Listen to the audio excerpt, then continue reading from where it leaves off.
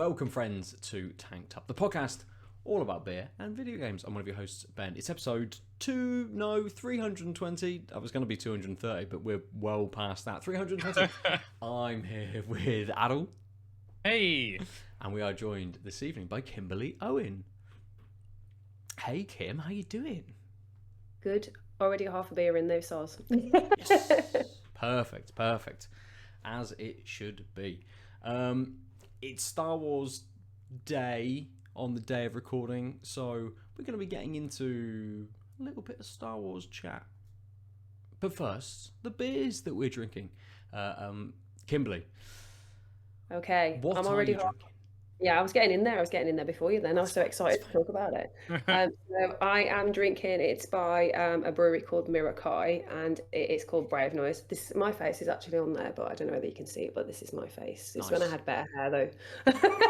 But it's part of a project called Brave Noise, and it is towards creating a safe and discrimination-free craft brewing industry, and I helped brew this beer, and if you want to go and get it, you can get it and support, because all the proceeds go to charity. So I need to do that little plug for them. Nice. Yeah, it is a NEPA, so a New England Pale Ale. So if that's your start, and it's 5%, so a nice percentage to start the evening with, I think. Brilliant. Nice and light to begin with. Perfect. Is that the one that you've already cracked open? The one that you're half into? Yeah. Brilliant. Evident. Cool. Nice. Let's get our beers open then, Aadil, and we'll jump into talking about them. What are you drinking? I've got a collaboration between Siren and Clapton Craft. It is called Whatever the Weather. It's a hazy pale ale. A crushable pale ale made with our friends at Clapton Craft. We selected some of our favorite hops, Mosaic, Idaho 7, and El Dorado, which help lift this beer with outrageous tropical aromas, sticky pine, and juicy, dank flavors. A soft profile means it drinks with ease, and a hint of bitterness keeps you going back for more. And it's a nice, light 4.5%. Nice. Also light to start. I'm gonna go light as well to go with, but it's a new brewery for me called Baron Brewing. It's a beer called Hot Hands. There you go. Some very on fire fucking hands. Hot Hands is a juicy, easy pale at 5.2%. Smooth and fruity hop with Talus and Amarillo BBC. Both kicking out lots of orange tangerine aroma canned straight from the tank. No fining, no filtration, and no pasteurization. Ooh, I like this. Nerdy bits. All hot side hops were added at flame out. An underpitched yeast rate was used to accentuate ester production with a small talus charge during active fermentation. I like that they're getting a little bit more like techie. My lights are too bright, but I like they're getting a little bit more techie on what they're actually putting on the flavor text. That's nice. Yeah, it's like circling back to the before, like years and years ago, where you'd have the gravities and whatnot on there, and then that just sort of stopped about 4 or 5 years ago in favor of more art, which I'm not against, but yeah, it's nice to have some sort of, hey, this isn't just some random beer off the shelf. Yes, yeah, completely. Heaven forbid. So we'll pour all of these. We'll circle back to you, Kimberley, to let us know about the beer. But also, maybe whilst you're talking about there, why are you brewing a beer? What are you doing?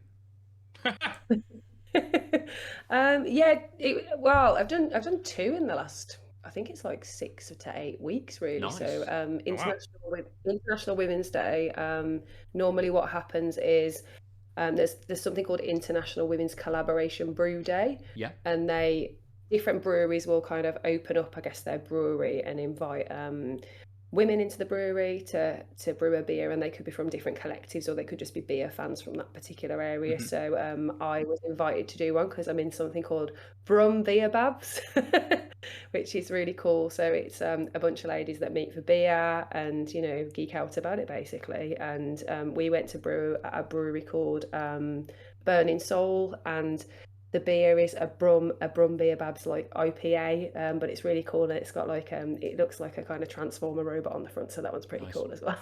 Nice. So I got to try that one 2 weeks ago, and then this one was the one that I brewed before with another group of like amazing people, and then Ollie and Emma also from Mirakai as well. And yeah, so it's very nice. It's very it's got the hops Mosaic Sabro, which is my favorite hop, Idaho 7, and all the proceeds go towards an initiative to create wellness officers basically at festivals and events, just to make them safer spaces. Nice. So yeah, Nice. drink pause. So I'll drink to that. Perfect. Is that specifically like beer festivals, or is that kind of as many festivals as can be covered?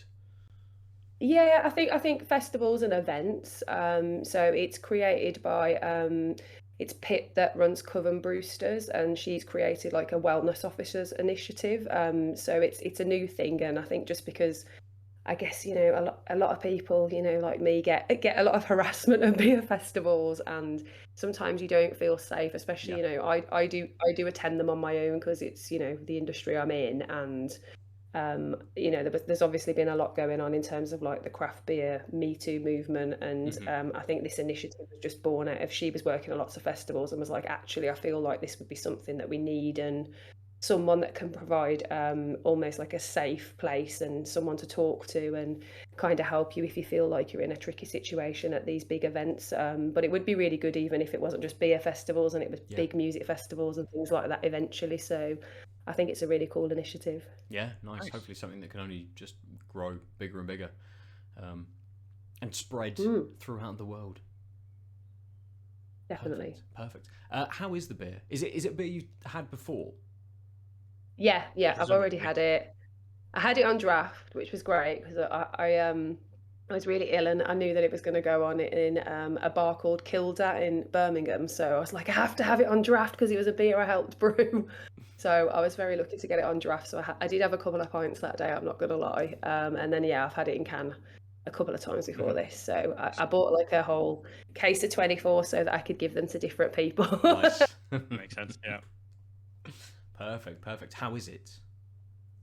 Yeah, really good. I think it's a really nice one to kind of start with. It's easy going, I could do a nice session on these, I'm not gonna lie, while I'm gaming. But normally I would probably gravitate to, if I'm playing a game that I'm really, really, I know I'm not gonna get up a lot because I'm properly immersed in it. I would definitely go for a strong imperial stout. Class. Yeah, so that I guess I'm sipping it and I don't have to keep getting up and refreshing. Yeah, nice. Perfect. We'll roll around then to you, Aadil. On a light beer as well. Yeah, 4.5%, easy sessionable. It's a lovely hazy sort of goldy straw color. It's a bit more orange in person because for weird tech reasons, I've just got this weird yellow wash today on the camera. But so it's a bit more orangey. The nose is very tropical. Think sticky mango with like a hint of sort of piney in the back. It's really nice and sweet. It's like giving a smell I almost immediately wanted to sip, which was impossible because my nose was in the glass and not my lips against it. It's that like really juicy sort of tropical nose. Nice. Amazing. So that tropical coats your mouth. It finishes a bit sweet, and obviously because it's 4.5%, it's quite wet, right? It doesn't have that viscosity from a higher ABV beer, but it does have this piney, dank back end that really helps balance that sort of, like I said, sticky mango. Like it's almost sickly sweet tropical, but because it's balanced with that piney back end, that lingering bitterness, it balances really well. I'm almost getting a drying out from that bitterness, and it's like a very faint aspartame like drying out, but like really mostly just kind of dry, slightly dank, but the finish sort of the dank fades with the sweet and you're just left with this my mouth is not like physically dry, but it feels like it's dried out, kind of like having a swig of Diet Coke. Is that the aspartame one? Whatever. Again, subtly aspartame. I wouldn't say it's like, oh wow, this tastes like aspartame. So I wouldn't say a knock against it. Just a way of sort of describing that dried out. But I don't know how long this will last because it's so light. but really heavy on that tropical flavor. I kind of want more. Yeah, just constantly going back to it. Like, thank you, thank you, thank you. Yeah, thank and you. It's gone. like even after a couple sips, the finish is quite short. Okay. In that the stronger flavors disappear, and like I said, you're left with this sort of slightly light, kind of dried out aspartame feel, which you kind of want to cover with those that juicy, more tropical, and then piney balanced taste. So it kind of has a long finish, but it's not the part of the beer that I'm enjoying. So I just want to go back for more. So hopefully I don't smash through this too quickly. Yeah, we'll see. It's okay. It's always okay. It's okay for everybody. Drink as fast as you need. So this Baron has an incredibly light nose, so much so that before I drank it, I was just drawing with a pencil, and I'm getting more of that lead pencil-y smell from where I've been holding it for, I don't know, a minute before opening it, that I am actually getting from the beer. So it's incredibly light, but it's just a tiny, tiny hint of, I don't know, tiny hint of something in there that you can just get, but it's just being washed out by this pencil. So, have you tried holding it with your other hand? Pencil. So it's a little bit carbonated. It poured with a little bit of a bigger head, slightly hazy, a little sort of straw coloured, but you can see that head on there is quite frothy, but laces a tiny little bit. Nah, just nothing on that nose. And in the flavour, it is quite light. So it's light in the initial hit. It's trying to give me maybe a little bit of orange. Maybe I'm reaching a little bit, maybe for some pineapple in there as well. But it's not those bigger tropical fruits. It's much, much lighter than that. And then it kind of leans into that much more like zesty end of things. So it's kind of like, here's some orange, here's a little bit of citrus, now be hit with a bunch of zest from these kind of citrus fruits. And it comes off as a little bit maybe acrid, not too much, but just a tiny hint in there as well. And I like it though. It's like incredibly light and incredibly refreshing, even though it's not giving me very much. Like, it's been a reasonably good day here in Bristol today. It's been pretty warm, and if this had been my first beer of today, it would have absolutely, that I'd had maybe around kind of 5 o'clock, 5:30 or something like that, it would have nailed it. Absolutely. A little bit hot, a little bit bothered, gone, let's get a beer straight from the fridge, and this would have gone, yep, perfect. But having had a couple of heavier IPAs now, doesn't quite lift enough off of the back of those to kind of be like, yes, this is what I want right now. But that's not to say it's not tasty. It's just, as I say, very, very light. What was the ABV again? 5.2. Oh, wow. The heaviest of all three. We're all going quite light. Mm-hmm. We have all gone quite light. It would be, I want to drink both of your beers now, just to see whether that, that light percentage and what other people do with it. Because, for those of you who listen regularly, you'll know we like a big beer, and we're generally drinking 6% plus most of the time on the beers that we're drinking on the episodes. So, yeah, I mean, it's not going anywhere except down my throat. So, can't be that bad. Let's drink these. Let's enjoy these beers. And we will jump into the episode. So, Kimberley, thank you very much for joining us this week. Thank you for coming on. No worries. You recently went on Tom Mayer's podcast, one of our previous guests, and chatted with him about, on his podcast, where he delves into 3 beers and 3 games. Either you've been playing now or drinking now, or through your past. And if you haven't listened to it, listener, you should go and listen to it. What's it called, Ben? Yes, Game Over Beer. So we thought, another person who loves games and beers, perfect. let's get her on and chat to her and expand our circle of friends. So, Kimberley, give us a little bit of a rundown about what you do kind of in the beer world, because you're kind of, you know, big on Instagram.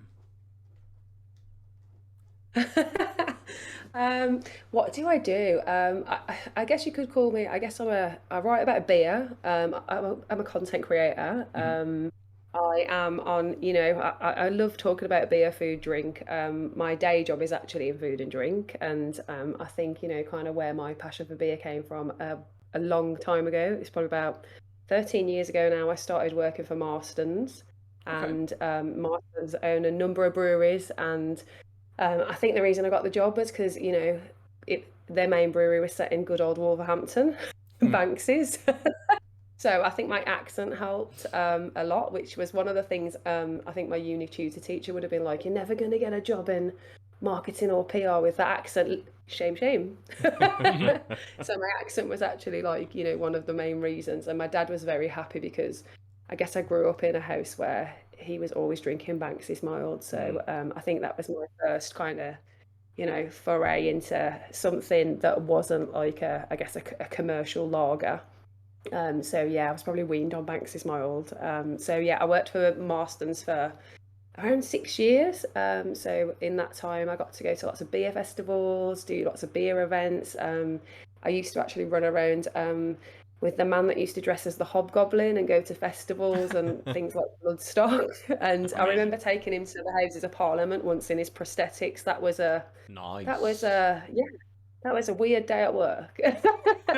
And then I guess when I was doing it, I was like, you know what, I could just kind of want to write about this more, learn more about it, because I was writing about it in a work sense, and I was like, you know, why don't I just kind of take the next step and do some content about it? And I think, you know, I've probably been in like beer in varying degrees for, you know, it's got to be about 15-16 years, because before that I did a little bit for Bavaria Lager as well, but I think Marston's was my mainstay. And I just started doing content on Instagram, kind of thought I'll just do it because I enjoy it, see what happens. And then I guess this is where we are. And I do a lot of content on TikTok, and I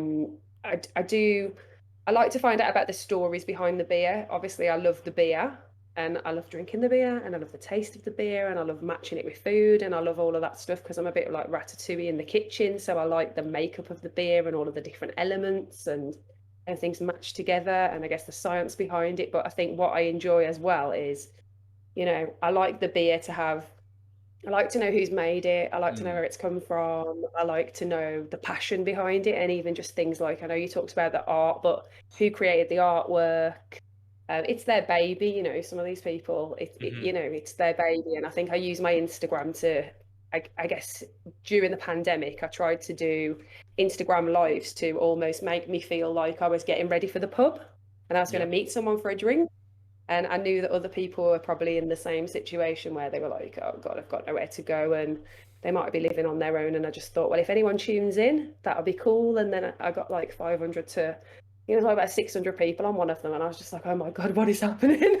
So I just kept doing them really. So I'd get people in that liked beer, were probably not in the industry. So they might have been a food blogger or even in fashion, or I once got the dog father on there that's got a show on Channel 5 because he was into beer and likes beer. So it would be people not necessarily in the industry. And then I think it just spawned into, I'll get people from my local beer scene, or I'll interview breweries and find out who the people are behind the beer. So I think it really got me to kind of know more people in the industry. And then I think, you know, I was doing all that nice content, and then there's a lot happening in beer, and you know, the Me Too movement and people being more vocal about the stories and the experiences they've had in not just beer, but hospitality. So I wanted to use my platform really to, have an opinion about it, and, you know, not push other people, but kind of make other people know that some of those behaviours aren't acceptable, and also speak for people that probably don't,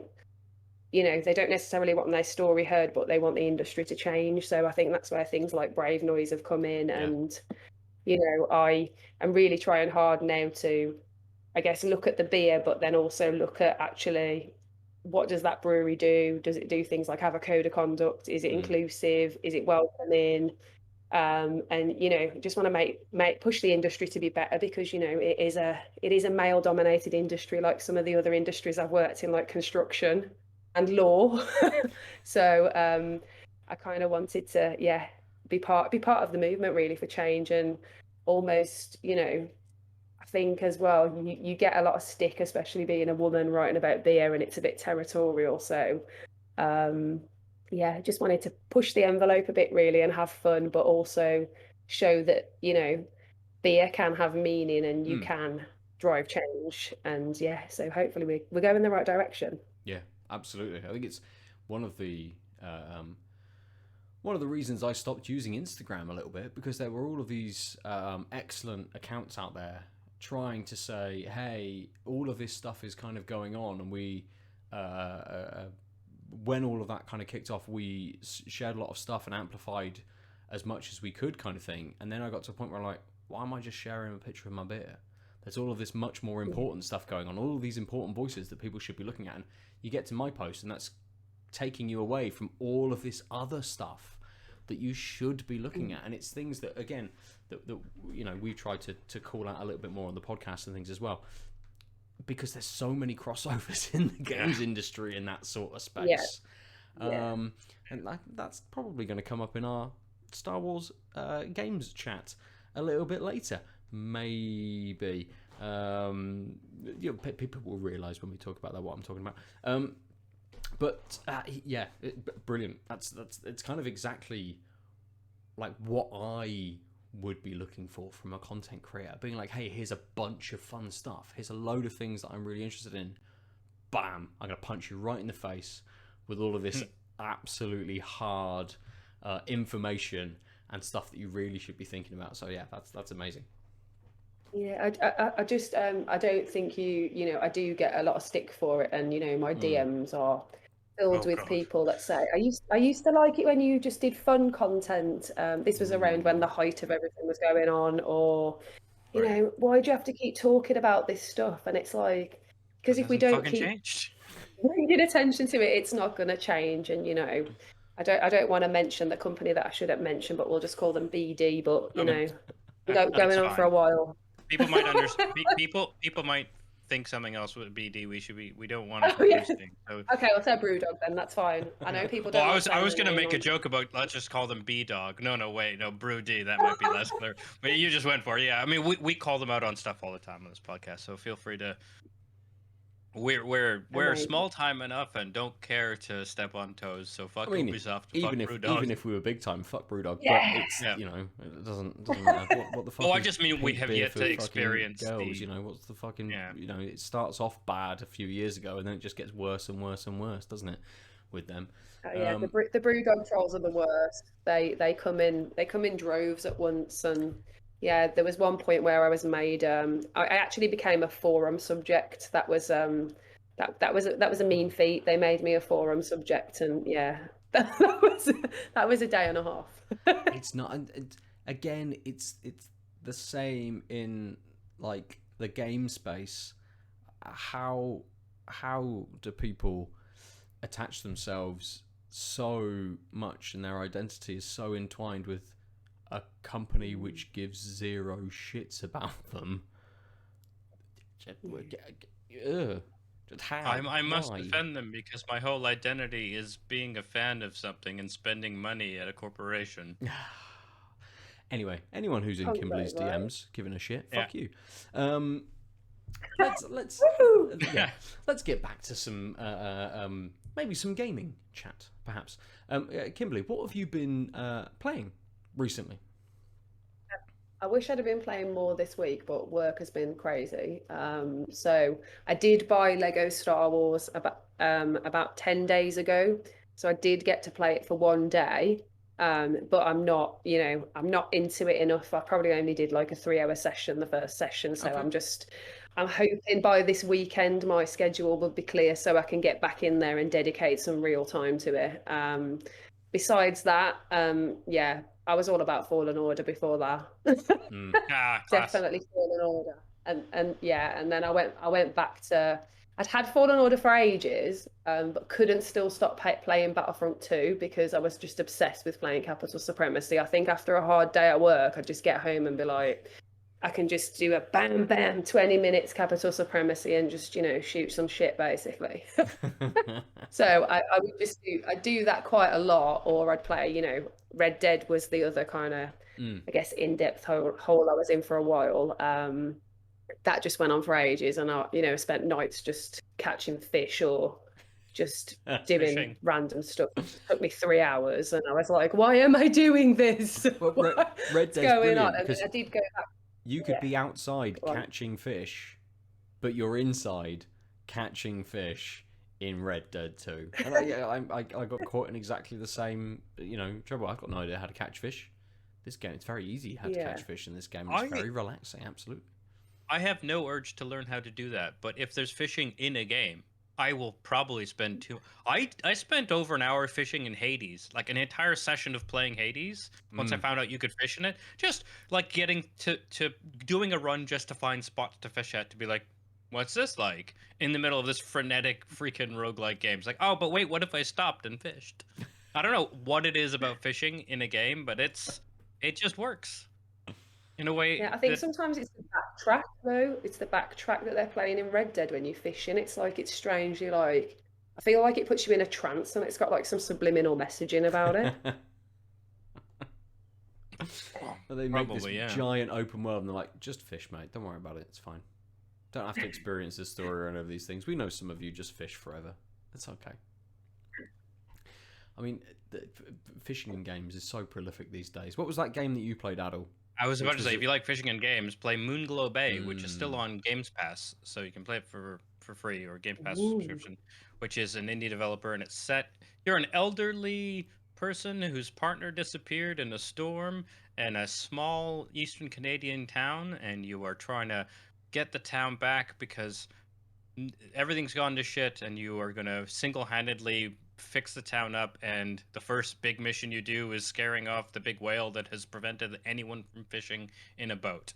And it's great, and it's a lovely, like, retro-ish sort of voxel / 16-bit aesthetic, and it's great because you could follow the plot or you could just fish. And there's like cooking and fishing, and you can buy vending machines all throughout town, and you can, if you want to make money, you learn how to do the cooking mini games to stock the vending machines to sell things to make more money, or you could just put your raw fish catch in there and it'll still sell. And because it's not like a min-maxing game, it's okay if you make less money because you don't like the cooking. It's fine. The game will still happen. It's great. Moonglow Bay. Nice. Kimberley, with your rundown of games, there was a plethora of Star Wars games.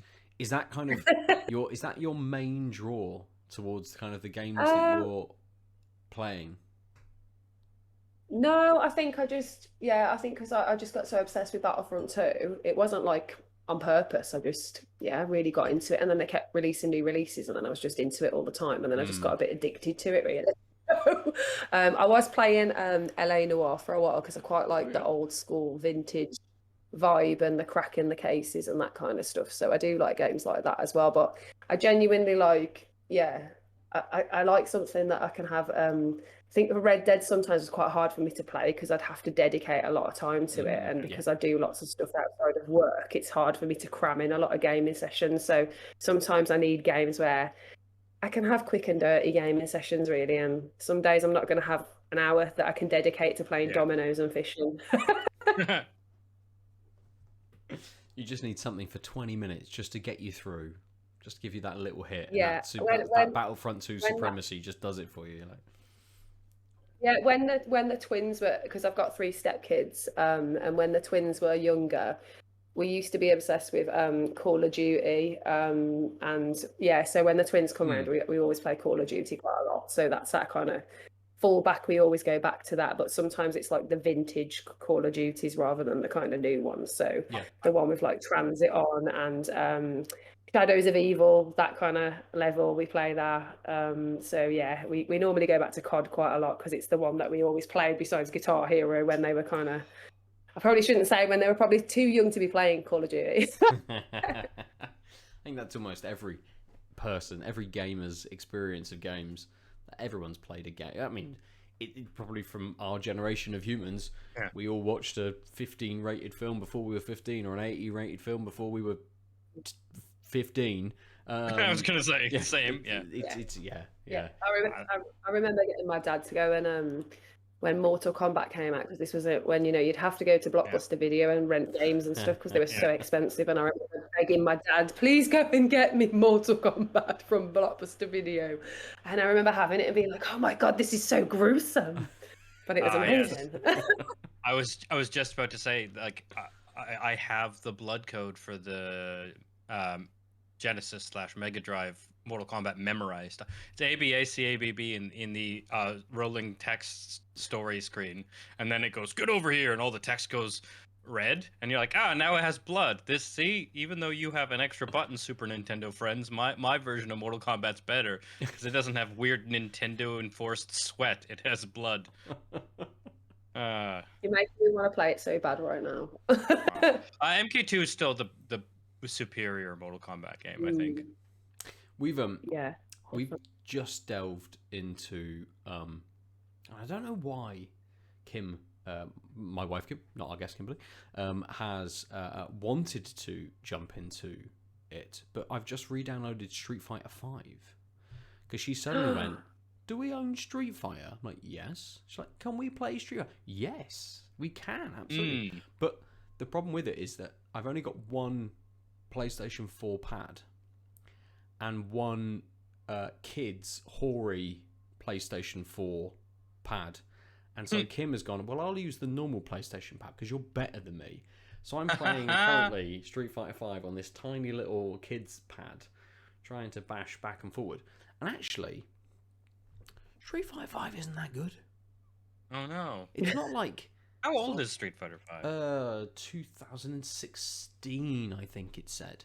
Not only is it incredibly slow, or it feels incredibly slow. It doesn't feel anywhere near as fast as, say, like Street Fighter 2 Turbo or Street Fighter 3 felt when playing it. But two turbos the win. Yeah, absolutely. Championship edition. Super 2 CE. That's the one. Street Fighter 2 Turbo Championship Edition DX. Is that a version as well? Like, just probably. Throw all the numbers and letters on the end of it. The one that introduced the more new characters like Cammy was Championship Edition. Yeah.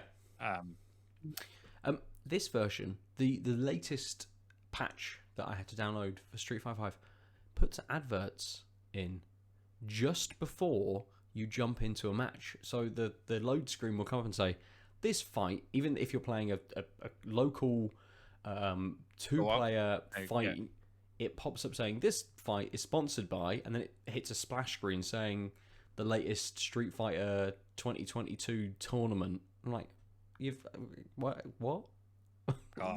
Where has this come from? I don't understand anymore. What's happened to games? What's going on?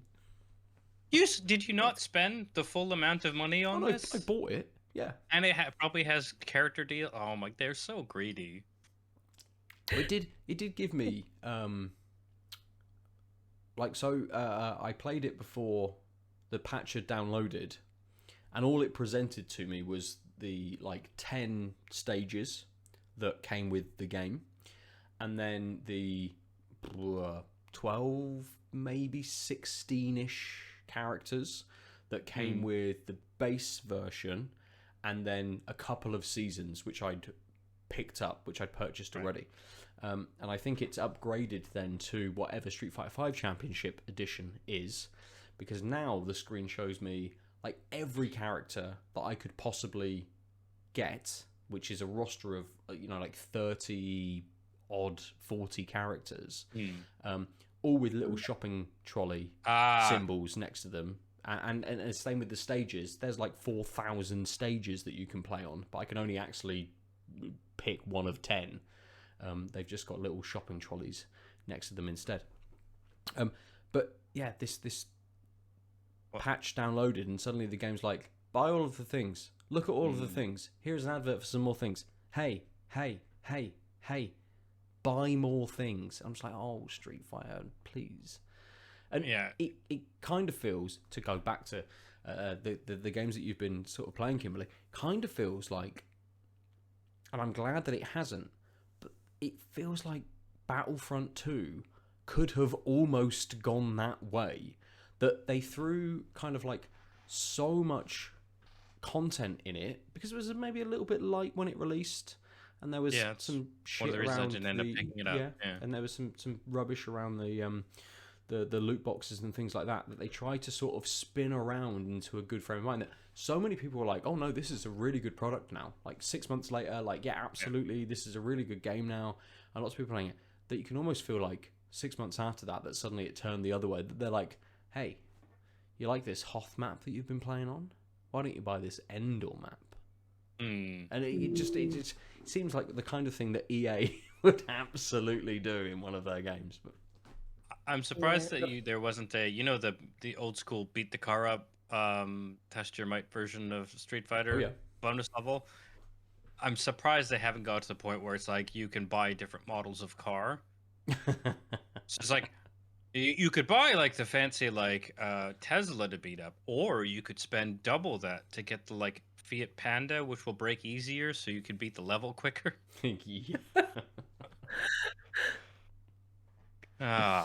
Games. Brilliant.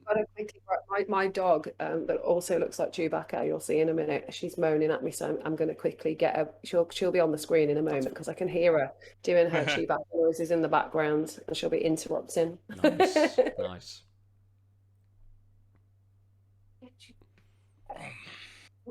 That is an impressive set. If you're not on the video, listeners, then you should probably jump on the video just to see the Star Wars memorabilia that Kimberley also has. I mean, that's a very chewy looking dog. I know, yeah, she needs a haircut, look. No. I mean, does she? She can see her nose. Yeah, that's all you need. It's her primary sense organ. Well, I mean, can she see? Yeah, I think she can just about. It's haircut week next week, so I say she'll be happier, but she hates the whole process, so probably not. I do like her when she's got this crazy Chewbacca look, though. It's good for today. Just claws play for today. That's it. That's all it was. Did you say claws play? No. I love that. Because that's so clever. I thought you said that too. And I thought you were like next level punning. Oh no. Yeah. Oh, I said cosplay, but maybe it came out weird. It definitely sounded like cosplay. I'm like, oh, that is the best term for like pet cosplay I've ever heard. I absolutely did say that. Yes, thank you very much. Good. Or paw. Wait, is claws play better than paws play? Ooh, I think equally is good. Yeah. Good. Let's jump in then to our next topic. Aadil, Kimberley mentioned Lego Star Wars. You have been playing Lego Star Wars. I have. It was conveniently given to us by the publisher. Yes, it was. Why don't you give us your thoughts on Lego Star Wars? It's pretty good. Cool. Perfect. So we need. I haven't played a Lego. So I used to be. I used to be a very bad Steam addict for collecting things. Long-time listeners know I have well over 1,200 games on Steam. I don't even know when the last time I checked. But Lego games were the ones I would always buy, even if it wasn't on sale, versus like weird bundles. But the last one I played, I sort of stopped after a while because I kind of got a little samey.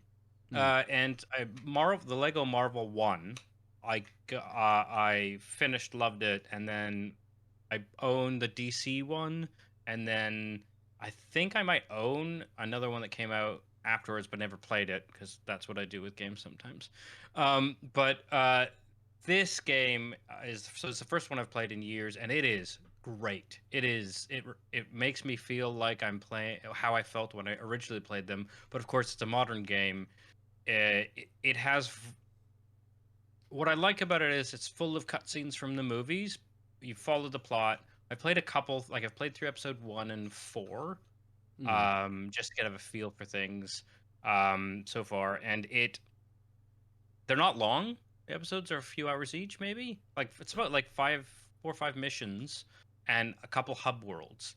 But the game, what's great is the cutscenes are very much like cutscenes from the movie with a bunch of visual gags, which just is how Lego games used to be. But now you have really talented voice actors doing things. Oh, okay.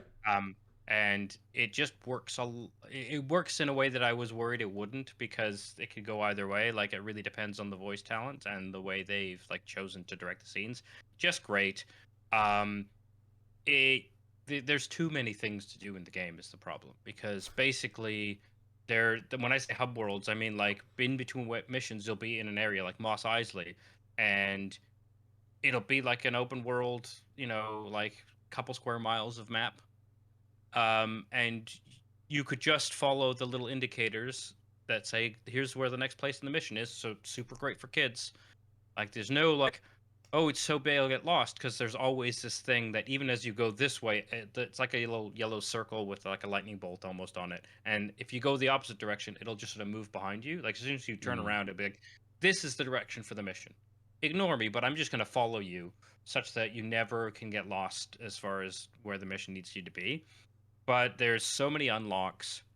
And the primary like thing is the glowing blue brick, and you'll see people with dialogue options, and like 80% of the time they'll be like, here's a hint on where a blue brick is. So inner completionist me is like, well, there's no point in going to the mission, there's all these blue bricks to find. And sometimes it's like really simple puzzles or break a couple things. Sometimes it's really kind of actually challenging platforming. So it kind of puts you through paces. Occasionally it'll be like, yeah, I can't do this because I don't have the right ability. I like Lego games because they want me to come back. But so far, most of it is, if you're at the hub world, you could probably find all the glowing blue bricks in the hub world. And then once you start a mission, it basically has a cutscene that's pretty entertaining. And then it's a vague I'm saying this positively. It's a vague interpretation of a chunk of the plot of the film. So one of my favorite levels in the early part of the game is like the second one, where you are defending the Millennium Falcon from waves of stormtroopers. Mm-hmm. But in the movie, it's like not a thing, right? They go to the Millennium Falcon. Stormtroopers like run in and shoot 3 blasts at them, and they launch. Right? That's how A New Hope happens. In this, it's an entire like multi-tiered fight where you are protecting Chewie, fixing the ship, and you have to find parts that he needs to fix. And it feels it's really well designed, and it feels really good because you have to be Obi-Wan, then Luke, and then you're Luke wearing stormtrooper outfit, which doesn't happen until later in the movie, but it's again like a nice interpretation. There's just like things you can do, and there's also the usual like those mini kits that happen in all the Lego games, where in the level you'll have to get 5 of them and you have to get enough studs, and you have to do one other thing, and then you'll unlock all the things. So, and those might be locked away from power. So it's just like a standard Lego game in the levels, except they're like some of the best design levels I've seen thus far in Lego games. But also, that's like not even half the game, because there's all this hub world stuff, and there's comedy in the middle of all this, and like there's DLC of all kinds of characters. Like, you can be the Mandalorian, and then when you're the Mandalorian, well, who comes with the Mandalorian? Oh, it's Grogu in a little bassinet, the little bassinet flying behind you, because that's how it works in Star Wars. And so you're like shiny metal-headed Mandalorian, and Grogu just paces you the entire time, and it's ridiculous, but it's great. So there's too much to do. I had to force myself, for the purposes of reviewing, to actually start a couple levels, because I was just like, oh, I want to explore. Because the other thing you could do is spend studs on things like multipliers, like you used to. Like, if you just don't spend any studs and you don't die a bunch, a few levels in, you can kind of just buy the ×2 multiplier within the first 3 hours, which obviously makes the rest of the game accelerate much quicker. But you can also you can explore the world and talk to people and get hints of where one of these blue bricks are. Or you can just spend studs, 10, 20K, and it'll tell you the hint, and then you don't have to find the person who's supposed to give you the hint, which is really great, because if you missed an area of the map, there's a way of finding out that, oh, here's a hint, go over here, whatever. And then the bricks themselves, the blue bricks, unlock a skill tree. which are of the different class. This is what I'm saying. This is an intensely deep game that like 90% of the people who play it will not touch the depth because you don't have to really. You get through it. I don't think finishing all 9 movies will take maxing out anything, but it's got these RPG elements for like older gamers, but it's not hard. And like I said, some of these other challenges might be harder, but you don't need to do them to progress the game. But it's like Jedis can like run. You'll get like boosts to sprinting or your force throw or other things. And there's actually a skill tree, and you navigate the skill tree by spending your blue bricks. And then there's like bounty hunters, soldiers, yada. Like there's like 17 different classes, which are the same sort of thing previous Lego games did, but those weren't called classes. It'd just be like the guy who had the power to do this one thing, and you'd have to figure that out so you could unlock some puzzle later, on free play. Here it's like these things have names because you want to upgrade that entire class of people with abilities. And when I say the game is big, I want you to guess how many blue bricks there are in the game. Oh. 9 movies. 4 to 5 missions and hub worlds. Oh. Mind, I can feel it. I feel like, yeah, the next couple of weeks for me are going to be great playing this. But yeah. That's it. That's all your time will be. Sack off work, sack off eating. It's going to be no beer content. I'm just going to be playing Lego Star Wars. I want a guess from at least Ben. I'll say 150. Ooh, not quite. No, 11,038. I was 1138. 1138. Oh, I think. Sorry, Yeah, not 11,000. I mean, that's still 1,000. Yeah, sorry. I went factor of 100 when I meant a factor of 10. 11,000 would be. Yeah, I mean, that would be mental. Yeah. Even then, 1,100 and change is still... Yeah, it's 1138. It's madness, right? And like, but what I like is how much of the game there is, but it's not secret. Mm-hmm. So I know this because as soon as you get one brick, it'll tell you you've got one of 1138. And you're like, oh, this game big. And then similarly, when you go to you can open up the menu and go on a level, and it'll be like, or a hub world, and it'll be like, and scroll down, like these are all the hints you're missing. They're just question marks. So there's like 10 things to get here. Mm-hmm. And I think that's really great for like a game you're gonna play with either younger gamers or playing with your kids or whatever. You just like, if you want to like 100% or you want to search for things when you're done, which I think is really important, versus like something like Elden Ring, where the whole point is you probably will miss things, and like you just like the point is exploring and never knowing. But it's a different like style of game, and I think for this type of game, it makes so much sense that there's perfect information about what you don't know, which is a weird sentence, but you get what I mean. Yeah. Yeah. So I really, really like it. I'm struggling. Like I said, for the review, I've been struggling because I want to do all of the things because that's how my silly brain works. And it's like, well, no, you have to see other parts of this game. Like I spent the first, I think, 6 hours of the game after the first mission not playing mission 2. It was just like wandering about, doing other things. And it's like, oh, I have so many studs because wandering about, I just break things, etc. And it's like, oh, maybe I should try a mission. So you've played episode 1 and episode 4 through.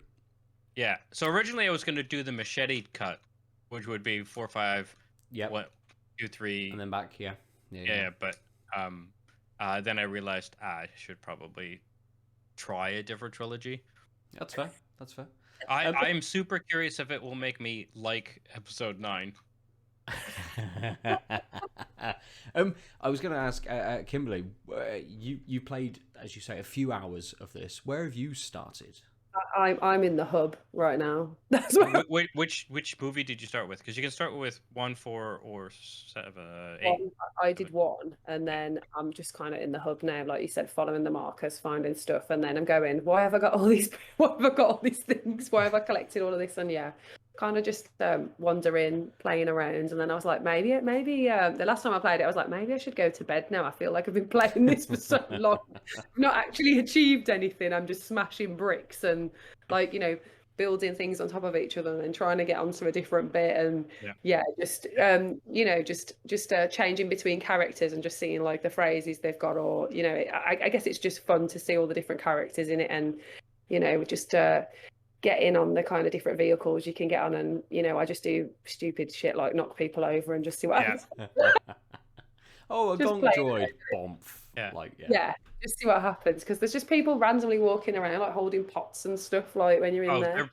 They're asking for it, and I say that in exactly. I was like, I can get away with this. I would never do this in real life, obviously, but I was like, I'm in here. I'm just gonna, The last couple things I want to mention is the combat's decent. It's like I think so sometimes it's platforming. Most of the levels are kind of like 3D brawler types, but if you can aim, like stormtroopers, you can shoot them in the head and then a couple times, and their like helmet will fly off, and then a headshot will immediately, like, they have health bars, but if you like consistently aim for the head, you'll blow the helmet off, and then they'll die off a headshot, which is a nice touch, because again, it's like really low stakes, because it's like, okay, 3 more shots would have killed them anyway, but it's like there's some strategy here, which obviously you don't get if you like play as a Jedi and just slash them, but you're doing more damage with the lightsaber, so who cares? But yeah, it's nice to feel like it's not kind of just, I might as well just punch them with the punch button. There's some sort of difference in things. And then the other thing is there is dogfighting, as in starship battle-y stuff, and I saw that. I'm super excited to play that bit. It's pretty good. I mean, it's no like Battlefront 2, because which is what I call the latest Battlefront 2, because one of my favorite Star Wars games is the original Battlefront 2, which also it's closer to Battlefront 2 dogfighting than Battlefront 2 dog. See, this is the problem. I feel like I've not even had a 10% beer, and I'm like, that's the tanked up effect, we'll call it. Yeah. But yeah, it's really good. I would definitely recommend it if you like Star Wars. Obviously, if you like Lego games, this is definitely the best one. Oh, the other thing I have to say is it's fucking gorgeous. Yeah, it's really nice. So the thing is, normally Lego games have like Lego bits and the environment, but here the environment is so well rendered, but they go a step further where on Tatooine, you can see that the minifigs themselves are dirty sometimes, depending when it's contextual. Okay. And so it looks like a beat up minifig, not like the Sand Troopers who, have fake dirt on them. Yeah, like on the printing works. Yeah. That they'll have that printing, but then there'll also be like specks of sand and dirt, as if you were playing with them in a sandbox and left them in overnight. And they've captured the reflectiveness of the plastic.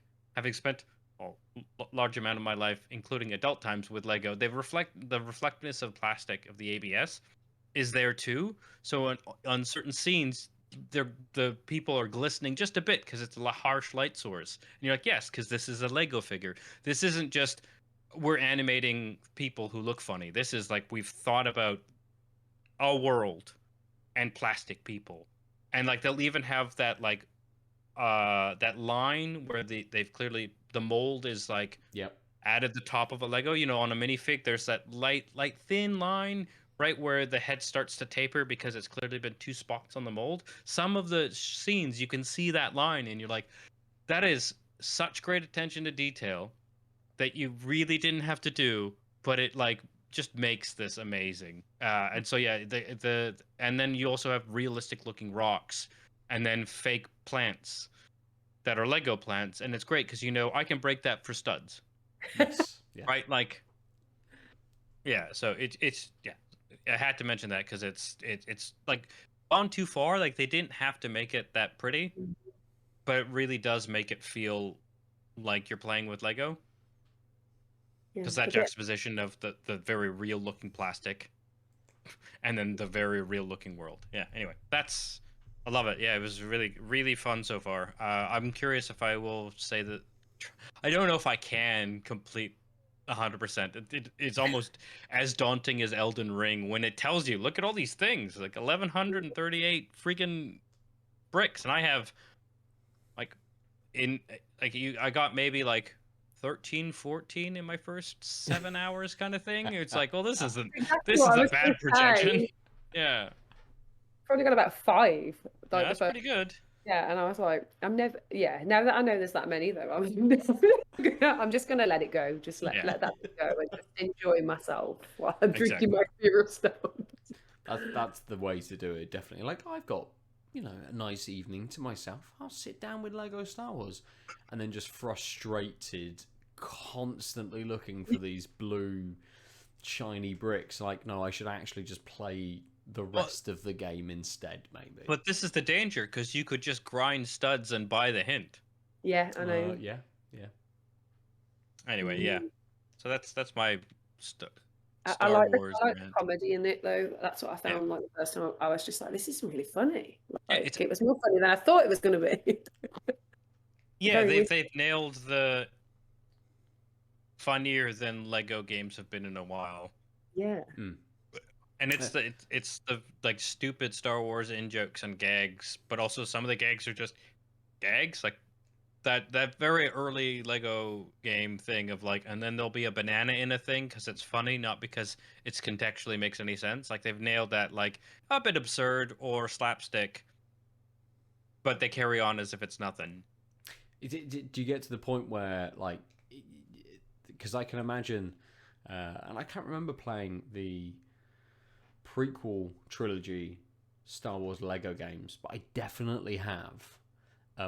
But like, I always have this image in my head of where like Maul cuts Qui-Gon in half, and like you can just see like the Lego splitting, and then the body, the top of the body just being like, oh, and the legs like falling away. Is it that kind of comedy? Yeah, that kind of like, yeah. Like, so for example, in A New Hope,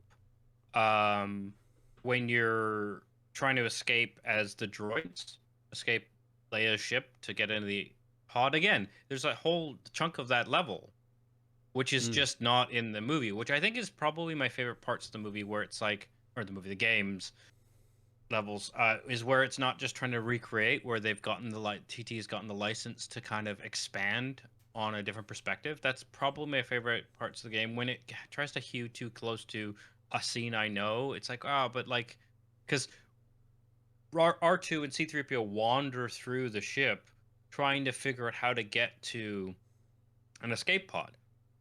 But the stormtroopers have already invaded, are in the way, but also some of them, for some strange reason, are like, one of them's like, they're taking breaks. Like, you open a door, and it's like, one of them is taking a shower, and he's taking a shower in his boxers, but he's also wearing his stormtrooper helmet, because you have to know that he's a stormtrooper. And then the next spot you go to, there's 3 of them in a hot tub, and you can beat them up. Although I did find a glitch where one of them I couldn't reach, so it was awkward. I was really getting in the hot tub, but it wasn't having any of it. Yeah, I was really annoyed. Which, to be fair, as droids, it's probably not good for you to try and get in a hot tub, but yeah, it's like really silly stuff like that, and like the hot tub is clearly like funnier because you saw the shower. Like, it's well written comedy, and it really, you didn't need to open any of these doors. You could just beeline it. But like, it rewards you for exploration, even if it's not unlockables or whatever, because it's just funny to see a stormtrooper sudsy in boxers wearing a helmet. Nice. I think the Lego games have always had that to them, haven't they? That bit of comedy. Kimberley, just to kind of finish us off on this conversation, have you played any of the previous Lego Star Wars games? I played one on the Wii, I distinctly remember, a long time ago, but yeah, I feel like I had more fun on this one already in like the first sesh. Yeah, nice. I feel like they've done an amazing job, and it was just really funny, and I was just like wondering, I was just like, what the hell am I doing? This is massive. I didn't actually realize it was going to be so big, and So I'm excited for session number 2 now, which hopefully this weekend. Nice. It It's definitely seems like something I have to pick up Yeah. as a Star Wars fan, as a Lego fan, but also something that would be quite accessible for my 5-year-old to be able to play with me as well. I would say it's much better than Lego Star Wars: The Complete Saga, which is the first 2 trilogies because it came out in 2009, Right. and it's very much the old school formula, and it was I remember beating that because of course I did, and it was the comedy was a little like there just wasn't enough material to make it as tight a game, and the comedy was mostly because this is pre-voice acting. So a lot of it is like pantomiming mid scenes and stuff, but it's also much more linear a game, obviously, because it's just a series of levels. And I don't know even if I wanted to feel like nostalgic. I don't think I'd ever go back to any of those because this is just more fun. Yeah, that's fair. Nice. Yeah, definitely. Kimberley, I know you were going to also interject there. I was like, is it rude if I open another beer? No, No. not at all. Like, I don't know. We are about to switch episodes. Oh yeah, we're an hour in. So for our audio listeners, this is it. We're at the end of our first episode for this week. For those of you on Twitch, stick around because we're going to launch straight into episode 321. But just for everybody now, let's have a little recap of the beers that we have that we've drunk during this previous hour. We'll jump back to you, Kimberley, for Brave Noise, a beer that you were involved with. Brave Noise, NEPA, so the New England Pale Ale. If you like a bit of Sabro, because I know it is a hop that divides people, but it is the hop for me. I like the coconutty tang. And it's very delicious. It's very Moorish, and I'm going to say that because I helped brew it. If you buy it, you will be giving money to a good cause, and you'll be supporting change in the industry. So go for it, and plus you'll have a can with my face on. Got to do the plugs. Yeah, of course, absolutely. Aadil, how about the Siren? Whatever the weather, and someone else. Siren and Clapton Craft. It's the whatever the weather. The one thing I just wanted to add is after I got acclimatized to it, the sort of almost sickly sweet, the sort of sweet dripping mango faded a little bit and allowed the citrus from the mosaic to come out a little more, and so I was getting just a little more citrus, not zesty like yours, more like the fruit, but think like kind of just like navel orange on the way to tangerine, though I think that's just the sweetness of the other parts coming through, and I think that made it actually more balanced, which I didn't think was possible because it's sort of like it was this sweet and this dank and they were on a teeter-totter, and then the citrus emerged and kind of made them meld. So it actually stitched things together even more rather than them just sort of balancing each other out. Really tasty, and as a 4.5%, I struggled not to slam it back, and I'm glad I sort of supped it because there was just this more interesting taste underneath. If I had just slammed it back, I don't think I would have noticed. My palate wouldn't have had enough time to notice that citrus coming through. That just made it even more enjoyable. Okay, nice. Yeah. So then for me, the Baron Brewing. Hot Hands. So that acidity that I got early on disappeared quite quickly, which was nice because that was kind of this kind of like not quite cloying, but this extra kind of mouthfeel flavour I really didn't want in with this mix of very light kind of citrus and tropical fruits, and then as I said, this very zesty kind of finish that it had, and the zest did drop away a little bit with that acidity as well. So I imagine the two of them are quite linked in what was presenting, but it smashed back really quickly, really easily. It's a light beer. It's not 5.2 isn't really light beer, but kind of is in the current market. so it was going to smash back really quickly, and it did. It retained its nice citrus notes. It retained a little bit of the zesty notes towards the end, but it turned into one of those beers that absolutely, had this have been a hot, sunny afternoon, this would have been perfect. Really refreshing. It would have gone back much quicker than it had done over the last hour as well, and been one of those beers where you're like, I've chugged this in 30 minutes. I'll have exactly the same again, because it's so easy and it is so crisp and refreshing for that. So yeah, a good beer and a good first outing for me from Baron Brewing. They are from Hertfordshire, Great Hormead, Buntingford, Hertfordshire. There you go, if anyone knows where that is. I don't. But I shall look out for some more of them. So, for everybody, Kimberley, if they want to follow you over on Instagram or over on Twitter, how do they do that?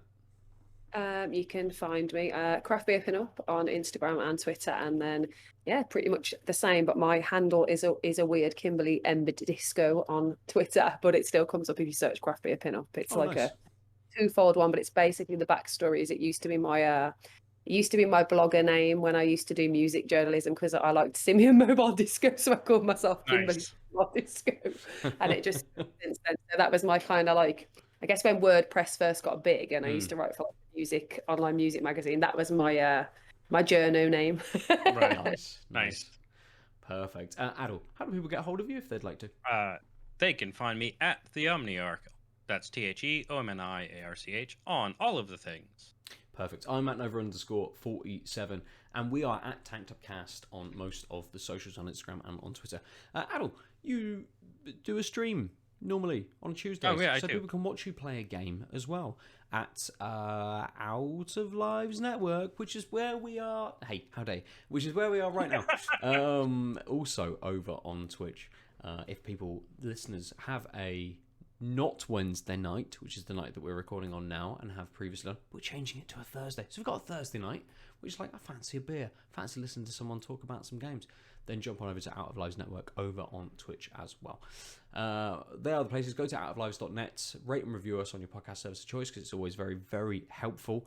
Thank you, Kimberley, for joining us for episode 320. Listeners will be happy to know you're on episode 321 in a minute as well. Yeah. Twitch people get you right away, and the podcast listeners will have to wait 3 days. And also those YouTube people as well. Sorry, you've got to wait that time. There's a premium on these things. But perfect. Thank you everybody for joining us. They're the beers that we have drunk.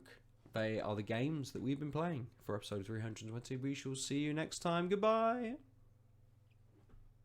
Ciao. Bye.